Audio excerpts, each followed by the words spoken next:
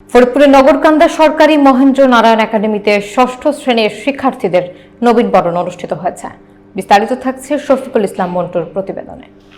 বৃহস্পতিবার সকালে বিদ্যালয়ের হলরুমে আয়োজিত এই নবীনবরণ অনুষ্ঠানে সভাপতিত্ব করেন সরকারি মহেন্দ্র নারায়ণ একাডেমির প্রধান শিক্ষক বেলায়েত হোসেন মিয়া। অনুষ্ঠানে প্রধান অতিথি ছিলেন উপজেলা নির্বাহী কর্মকর্তা কাফি বিন কবি।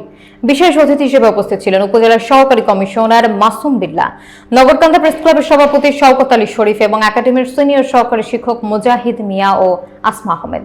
এছাড়া উপস্থিত ছিলেন নগরকান্দা প্রেস ক্লাবের সাধারণ সম্পাদক লিয়াকত হোসেন, বিদ্যালয়ের স্কাউট শিক্ষক গোলাম কিবরিয়া, সহকারী শিক্ষক হাবিবুল্লাহ, ফরিদা ইয়ামিন, রুমা খানম ও কামরুজ্জামান সহ অন্যান্য শিক্ষকবৃন্দ।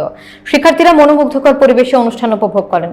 অতিথিরা তাদের শুভকামনা এবং পরামর্শ দিয়ে নতুন শিক্ষার্থীদের উজ্জ্বল ভবিষ্যতের জন্য উৎসাহিত করেন।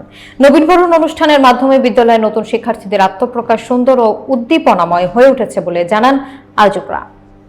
অত্যন্ত একটি ভালো লাগার দিন, একটা মনে রাখার মতো দিন, একটি স্মরণীয় এবং উল্লেখযোগ্য দিন। আজকের দিনে আমরা বিদ্যালয়ের পক্ষ থেকে এই ছোট ছোট সোনামণিদেরকে আনুষ্ঠানিকভাবে আমরা বরণ করে নিচ্ছি।